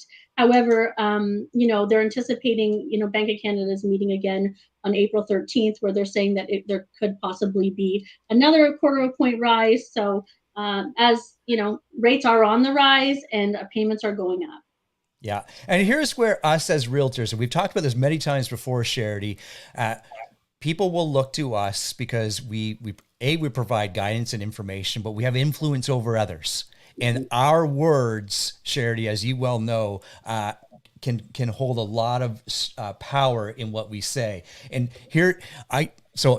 on my Apple News, I know you can't see this, but on my Apple News, here's what the articles and the headlines are saying, and it's important for us in a sense to demystify that or debunk it. Yes, this is 100% true. Bank of Canada raises interest rates to 0.5%, pushing borrowing costs up for the first time since 2018. Now, people are going to go, oh my God, like what's going on? However, let's just, slow that train down a little bit. It's a slight bump. And as you eloquently said, Charity, it's such a small bump, and over the historic norm or rates, it's really, a drop in the pond type thing, right? Exactly. So no need to panic. My phone has been blowing up since the announcement has been made, with all my lovely variable clients wanting to know what it means to them. And I've got charts already ready to send out to them to show them what that looks like and what that means to them. Awesome. Well, Charity, Haley, Ahmad, thank you so much for being a part of our team. It's always important to have strong team members, and Charity and your team. It's fantastic to work alongside you. Reach out to Charity and her team, and for the resources and guidance for your clients. Thank you so much for being a part of our team meeting today. You're welcome, and thank you. Thanks for having us. Thank you. I also want to say, Gare, it was just powerful of Charity and her team to offer, free headshots for all of our agents on Valentine's Day. That was just something so powerful. And on behalf of the leadership team, Charity, thank you. Yeah, well said. Hiring your first admit. John Brock will be talking about this. I believe it's a week today, March 9th, if my math is correct, or pretty close to it. And yes, it's in person. Reach out to the training calendar, and you go in person, go online. But I'll tell you this, a little birdie told me that if you're there in person, it may be a little extra special. If I got that right, John? I think I do. Okay. Moving forward here. Let's move forward. We have some awesome anniversaries. We've had people been with our brokers since day one. Of course, that's part of the pair off team. Many others celebrating some awesome anniversaries with us, right down to 1 year. Fantastic. We love growing together, and we look forward to seeing your business to continue to grow. Okay. We talked about this earlier, chocolate fish cupcakes. Yes, I Googled it, and I had to Google it, Nathan. You know it. Yeah, I had to Google it. Awesome, my friend. Well, I'm going to hand it over to you, and you take it from here. That is awesome. I love how we came up with the title of this one. So anyways, chocolate fish cupcakes. There was a conversation coming back from family reunion. I just wanted to share it with everybody. My wife is an amazing cook. To give you an idea how good of a cook she is, like some of you have tried her baking. She does amazing cakes. I used to weigh 140 pounds. That is how good of a cook she really is. And it's funny, when my wife goes ahead and cooks something, and let me back up, she grew up in a restaurant, so she knows how to cook. When she goes to cook something, she doesn't really have recipes anymore. She just kind of throws a few things in. She always is trying new little adds to it. And honestly, even when she thinks it's horrible, it's still pretty dang good, everything she cooked. We always want to add something new to things. That's how we come up with amazing food. Now, if I were to do that, though, I am not a good cook. As a matter of fact, the reason why I weighed 140 is because I didn't know how to feed myself properly as a teenager and a young adult. I get married, and all of a sudden I get this amazing cook. I do not cook at all. And if I were to start, say, make chocolate cupcakes, and I was just now adding different things to it, there's probably a pretty good chance in the end that I'm going to end up with chocolate fish cupcakes that would taste horrible and nobody would ever want to eat. And you're probably wondering why in a real estate conversation I'm having this conversation, or real estate meeting I'm having this conversation. Tomorrow I'm teaching a class on scripting, and I am pumped to be teaching this class on scripting. And we are in a brokerage of a lot of systems that we have. And here's the thing. Whenever I teach scripting, inevitably someone's always like, you know, Nathan, that's a great script. It's just not me, though. It's not for me. Remember, when you are a master chef, you are welcome to add ingredients as you go along. Until then, if you are like me, you follow that recipe to a T. Otherwise, you end up with chocolate fish cupcakes. So I want to welcome everybody to join our scripting class tomorrow. It's just going to be on the fundamentals from 2 to 3 in the training room. We're going to be talking about the language of sales. We're going to be talking about embedded commands, the mirror match game, how to close more clients. And more importantly, I really need help from all you guys. As a lot of you know, my career was based in the Durham region. It wasn't based in a Newmarket, Aurora. So my connection to a lot of agents of who I can help out there is very slim and very small. So please, as you see this on the calendar, just take 5 minutes. Think of somebody in the business, a friend of yours, somebody you've done a deal, somebody who is struggling, who needs help, and invite them. Bring them in class, bring them to the Zoom link. Let's reach out and see if we can help them with their fundamentals of scripting. So that's my conversation on fish cupcakes. I love it. I love it. Nathan, thank you. And I know we all have scripts. And one of the great things about what I learned is, you know, first we memorize, then we internalize, and then we personalize. And that's exactly what you're talking about, my friend. Thank you. Yeah. The last thing I'm going to throw out there, this is a little bit off too, and we talked about this before, is on St. Patty's Day. Some of you guys who may or may not know me, St. Patty's Day is my favorite holiday of the year, and we are going to have a Meet Your ALC on St. Patty's Day from 2 to 5 at Old Flame. So book in your calendar, keep an eye out for it. Come join us for a green beer and meet your ALC. I cannot stress this part enough. Again, I know I'm shifting a bit. I had just finished an ALC meeting yesterday. Man, I am inspired every time I talk to them. They want nothing more than to give back to you guys as a brokerage. So please, whether you are new, whether you're seasoned, come join us, meet them, and they are just a great group. Awesome. That's great. Nathan, thank you. Okay. Colin and I are going to ask of two things. A, for your patience, and we want to thank you because we can see it. We see the time. We're going long, and I do want to apologize that, but I do want to ask for your patience and also give you, not that you need our permission, but we said from 11 to 12:30, this is the team meeting. Feel free if you gotta get to your next appointment for 12:30. We 100% understand. Now, with that said, we're going to shake things up. Colin and I are going to do our bit right at the end, and here's what we're going to save till after 12:30. We're going to save the Agent Top Producer Awards and the market stats. And Colin and I are going to talk to you a little bit about what a winning offers look like in today's environment. So we're going to jump right ahead, Christine, to your broker bit section so our agents can get that information before any of them have to get to their next appointment. And welcome, everybody. Christine Tonus, our broker of record. All yours, my friend. Our favorite broker of record. Your favorite and your only. It's like being your favorite wife. Very good. Let's jump into it. Respecting people's time. I'd like to hit the broker top 3 for this month. As you know, things come up every month. Some of the things we're seeing are as a result of work that's been going on, issues that come up in TREB arbitration and professional standards, and sometimes court cases. And next one, I've got a bunch of court case stuff that I want to talk to you about. So let's talk about exclusive to MLS and what is the best practice to do that. So I want to make sure that when you do that, you provide value, you reduce stress, and you make more money. Next slide. Okay, so if you look at your clients getting their house ready for market, you know, they've got lots of things they have to do, typically paint, declutter, stage, photography, etc. I want you to do the paperwork from the exclusive, where they start this process, right to what would be the end of the listing. So on your listing agreement, working with a realtor, I want you to show that timeline. So from the beginning, the exclusive or coming soon, right to the end of the listing. So keep that paperwork in mind. And when you're doing that, I want you to do the MLS data sheet, and here's why. While it is not a requirement right now of an exclusive, we want it for a brokerage because it is the only document where your clients actually sign it only. You as the realtor aren't signing it. They're signing it. And the reason they're signing it is they're confirming that the information you have in there is correct. And I can tell you from going to court cases, put the ARN, which is the data that is used for their taxes, their property taxes, and use their PIN number. That will be critical if we have to go to court and prove that we're supporting the information we've put on the MLS.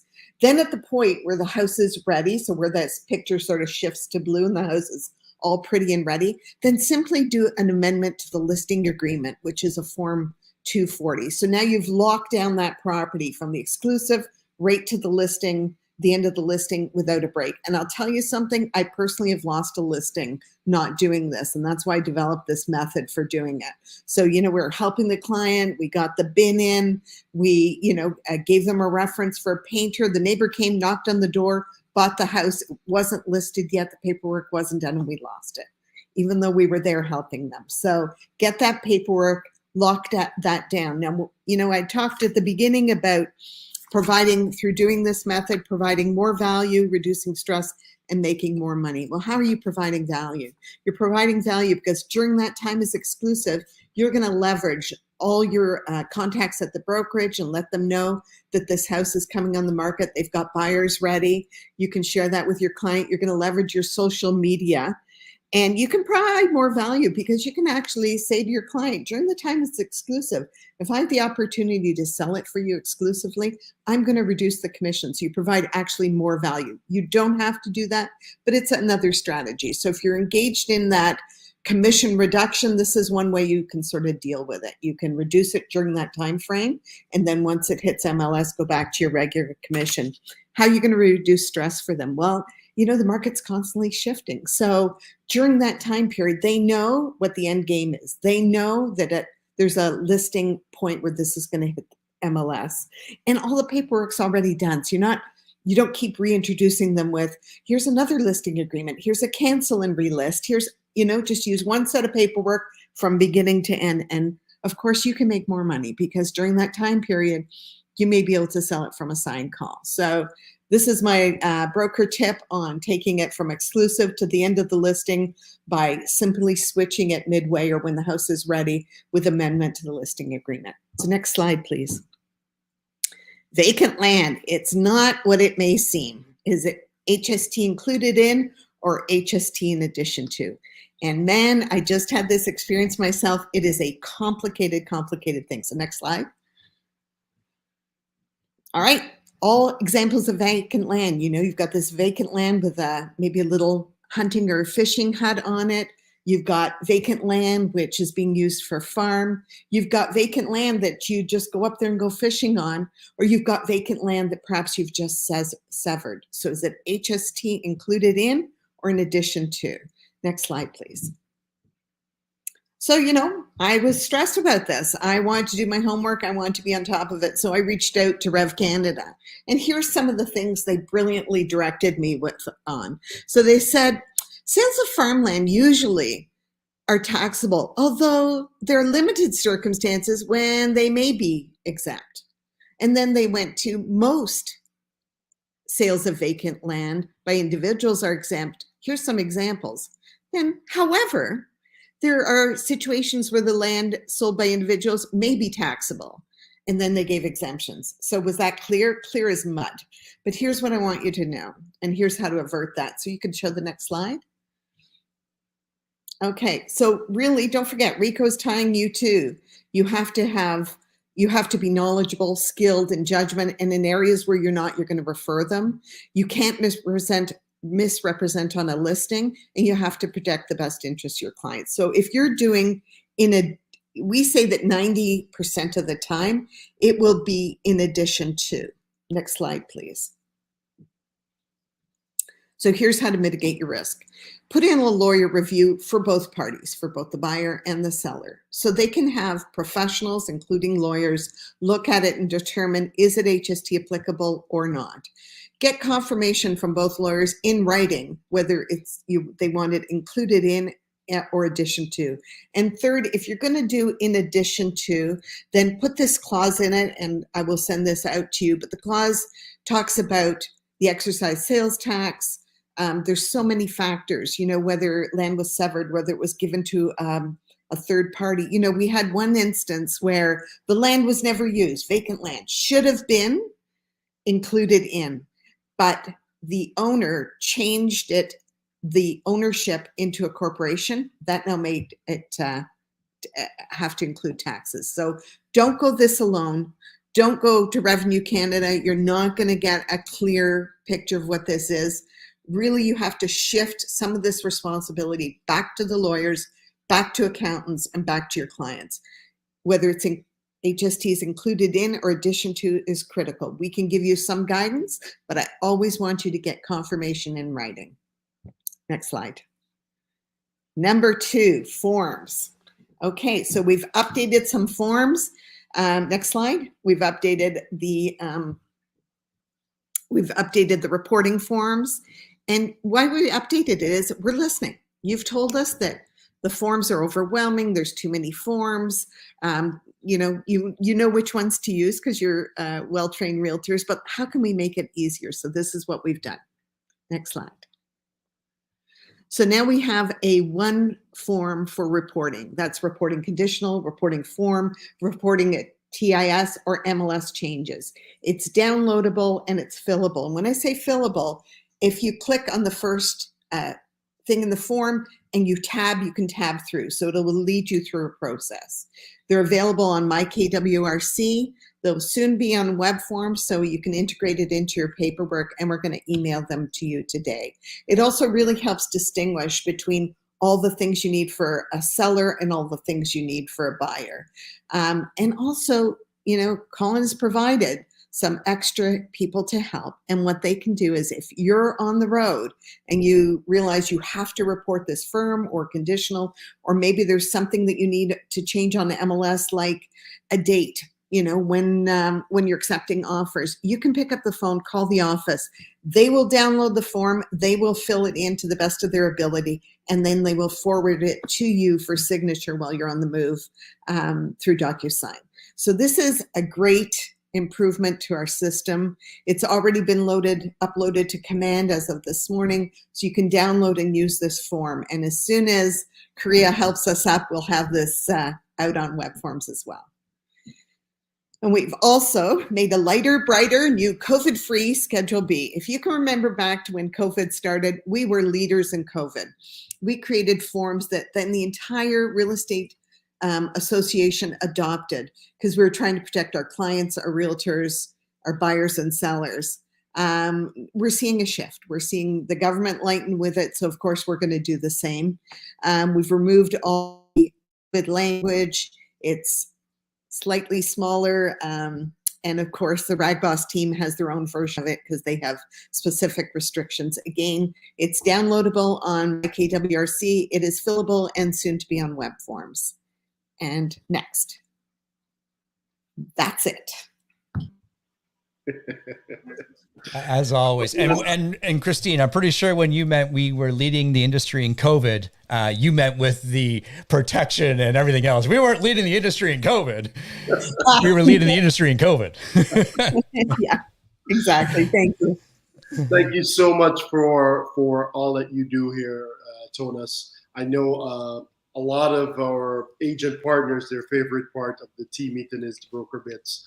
And thank you for always delivering that. The amount of knowledge and insight that you bring on these sessions are invaluable. Thank you. My pleasure. Very good. Christine, Tonus, thank you so much. Okay.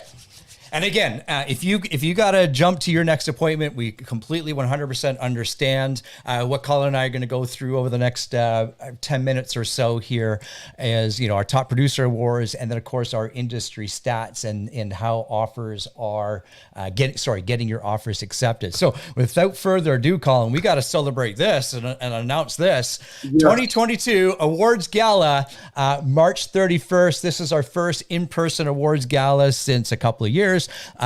The invites will be sent out very, very shortly from our team. So look in your mailboxes or your email inboxes, I should say, for those invites. Very good. How about this, Colin? Congratulations on capping to Terry Hastings, Bree Honey, and Allison Valchev. This is for the month of January. Yes, these agents get to level up, receive 100% of their commission. And I tell you what, January is a tough month to cap in. So well done, the three of you ladies, for having amazing businesses. Beautiful. We've also had some firsts at KW. So congratulations to Mateus, Rachel, Rob, Tim for your first listings at our brokerage, and of course the closings, because listings lead to closings. We hope they should. To Lisa and Rob, well done, my friends. Well done. What do we got next? Closed units for our top individuals for the month of January. And as I said off the top, these stats will look a little bit different than what we're used to, because as we've all personally experienced, there's been a lot less product out there to choose from, a lot less product for us to list. So the number is going to look a little bit different than what we're used to. However, we still have some amazing things happening. So congrats to Michael, some other guy, Vincent, Jenna, Rhonda, Linda, Wasim, Bree, John, and Stuart Madden. These are the top individuals for closed units in the month of January. Well done, my friends. Written business as next, and this is the business that we get to see show up in the next 30 to 60 to 90 days. Congratulations to Wayne, Bart, Michael, Austin, Kevin, Caesar, Paul, Stephanie, Michael Dinner. I know what's missing here. There we go. There we go.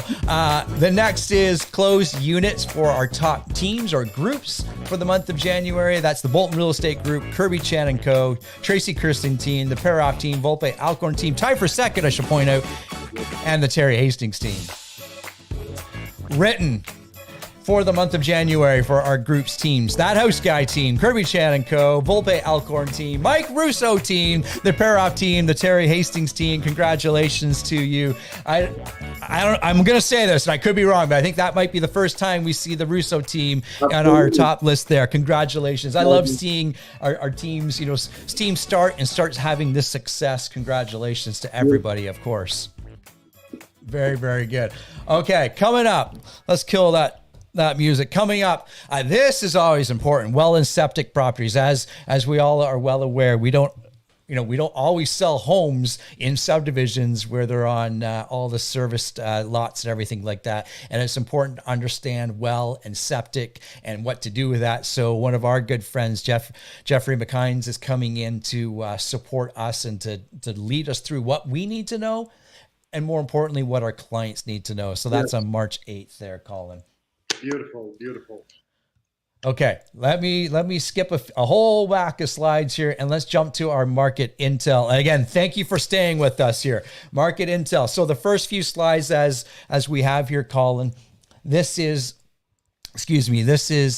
what Keller Williams does on a Toronto real estate board, and what we've been doing there this is year to date. As you know, we get reporting numbers about the second week into each month. So this is for the month of January. And as I keep stressing, the numbers on the Toronto real estate board are a lot different than what we've been used to. And that's okay. It's just what we do with this information. So sold to ask, KW is number one at 100%, 120% our sold to ask ratio here on the entire Toronto real estate board. So that's that's our entire brand. Amazing stuff there.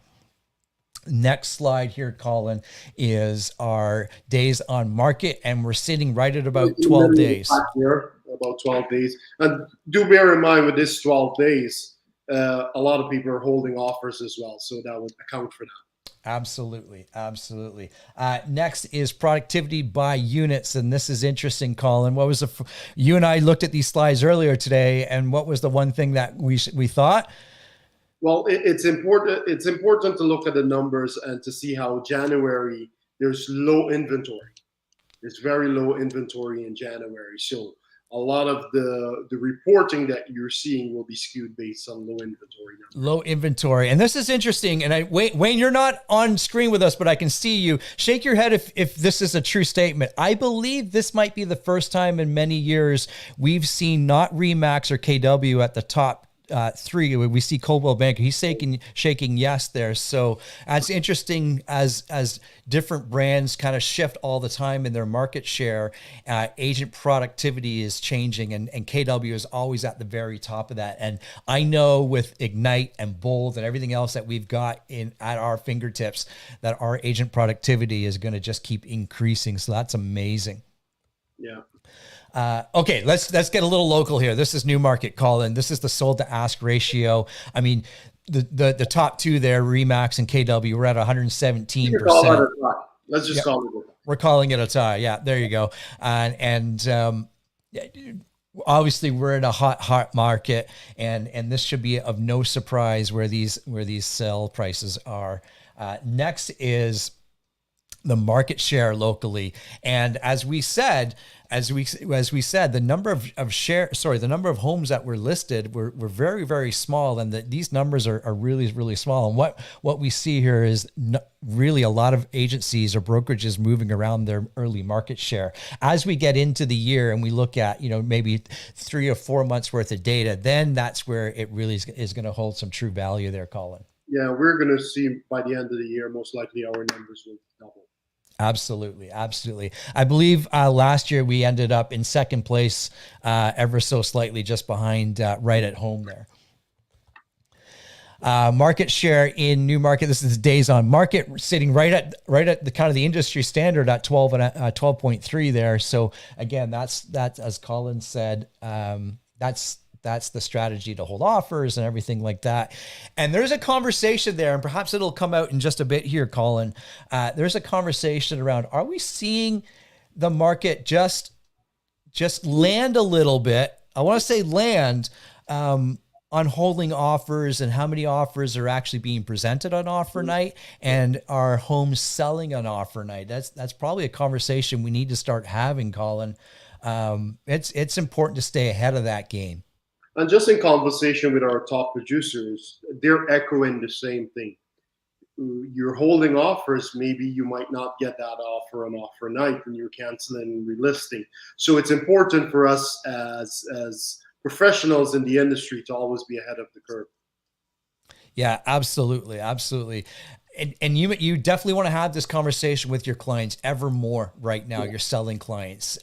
Really, really lay out the pros and cons for holding an offer night, or offers at any time, or maybe a hybrid of it, which is what I like to do in a shifting market like this.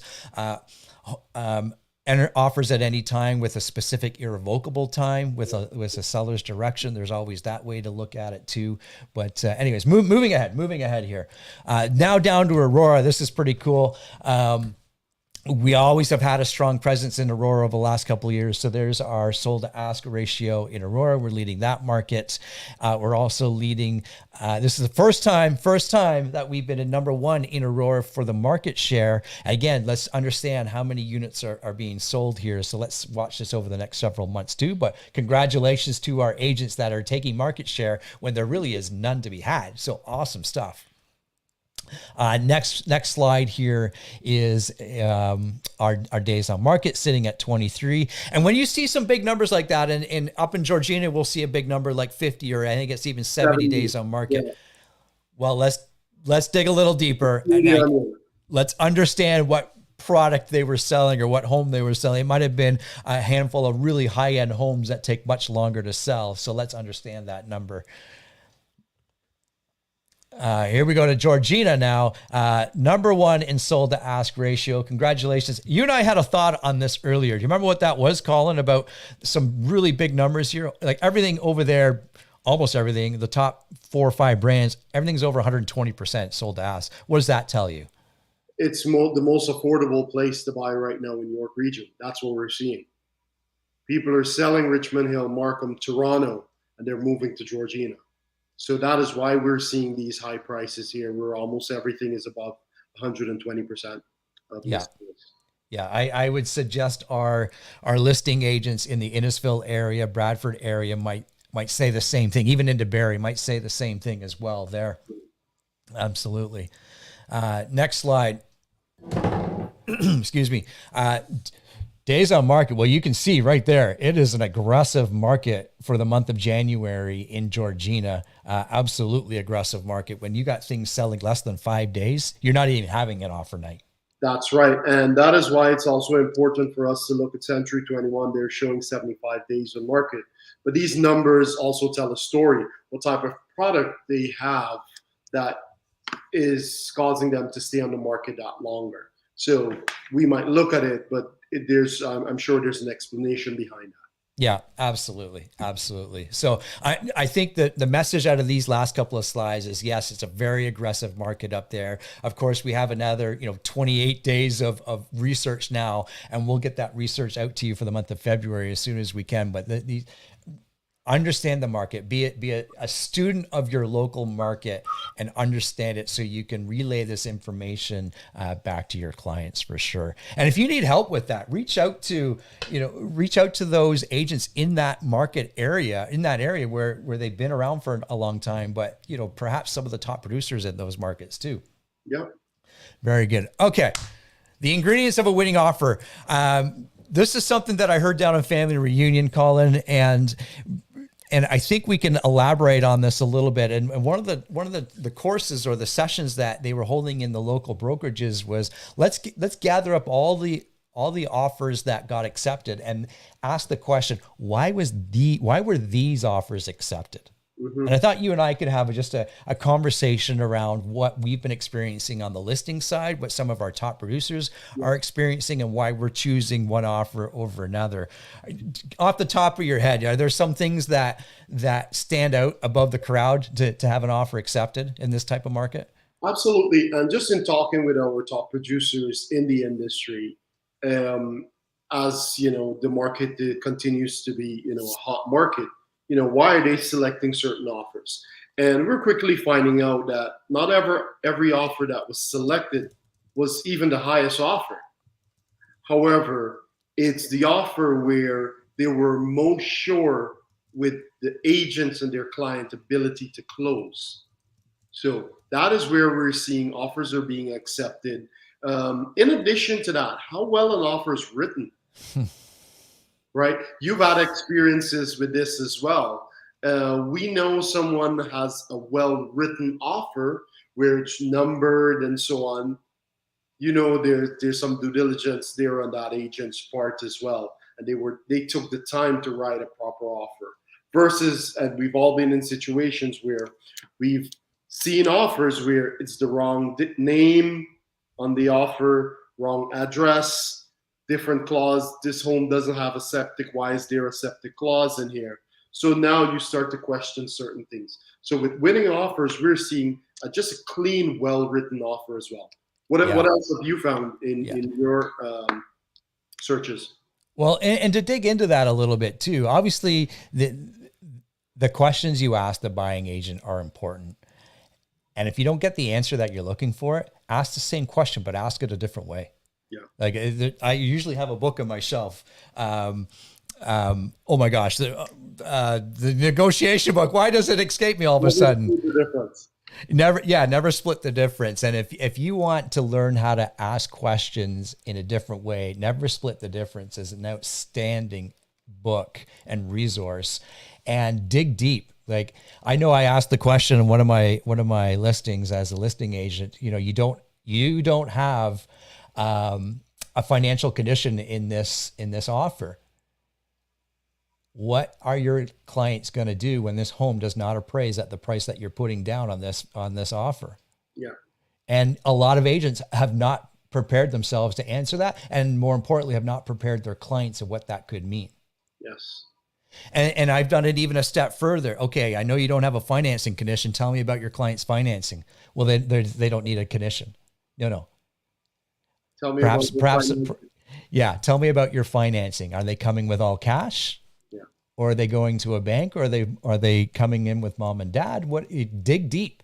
And I know I've shared this in the past, but the last couple of listings that I've worked on, It was 100% cash. Yeah. And talk about the ingredients of a winning offer. That's why we took those offers and accepted those offers. It comes down to the ability to close, because we know the prices that a lot of homes are selling for today, they might not appraise for it. More than likely, it will not appraise for that number. So that person's ability to close. So it's not always the highest offer that necessarily wins. And we've just in talks with our top agents, we're seeing that as well. Yeah, absolutely. And to circle back on something that you mentioned, I received an offer on one of my properties from one of our agents, multiple offer situation. Can't remember the number. There may be 6 or 7 different offers. And there was one that stood out from the crowd. Take price out of it. There's one that stood out from the crowd. And I got to give, and I've talked about this before, I got to give kudos to Christine and everyone else that has been a part of training our agents on how to write great offers. And you mentioned it. Every clause and condition was numbered. When I looked at it, it was so easy to read. When I looked at the, the details of it, it was so easy to present to my clients. And you mentioned it earlier too, Colin, when you got to go back to the buyer's agent, this is wrong, this is wrong, this is wrong, please resubmit it. You know, I don't know about you, but that doesn't give me much joy in my heart to accept that type of offer, right? Because what else are they missing? Absolutely. Anything else that comes off the top of your head there? No, those are just from the conversations I've had with our top producer. Those are just some of the reoccurring points that were mentioned and why you're selecting certain offers over many others. But just definitely wanted to share that with the brokerage, so we're fully aware on why certain offers are accepted and what we can do now so that we can position our clients so that their offers are accepted. Yeah. And this thought just occurred to me. I know we had Paul Ireland on, it might have been about a year ago. Christine might recall this too, where he, not to say he was the first, but he was one of the first that I can recall of. Maybe it was about 2 years ago, where when he sent out his offer instructions for his listings, they were very detailed. And I know as a brokerage and with Christine and Andrew's help, we've adopted that model as well. So if you want to increase the content of the offers that you're receiving, make sure you're using that form that Christine's helped create for offer instructions. And not only does that give everybody an equal playing field, but now all of a sudden you're helping to train the buying agent how you want to be spoken to as well. I see Christine with her hand up. So that to me assumes that she wants to come on with some awesome info here. Go for it. Except I can't hear you, Christine.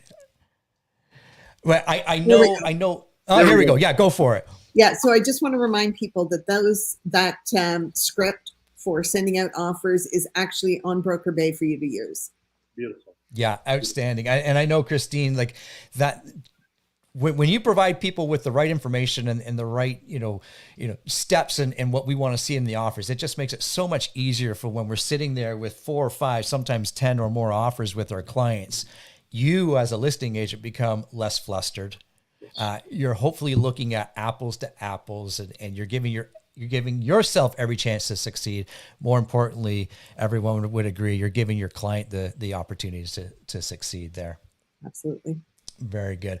Okay, my friends, thank you for staying on with us. Thank you, of course, to Brett, Stevie, Wayne, Lisa, Paul, Stevie. I'm leaving people out. Christine's here with us. Absolutely. We're looking forward to seeing everybody. Here's what we know. We are having our next team meeting in March. So I think it's March 30th. And of course, we have our awards gala on the 31st. And we are looking forward to planning our first in-person team meeting. So stay tuned for that date as we get those details ironed out. But everyone, thank you for being with us. Have an amazing day. And we look forward to seeing you real soon. Bye for now, everybody. Bye, everyone.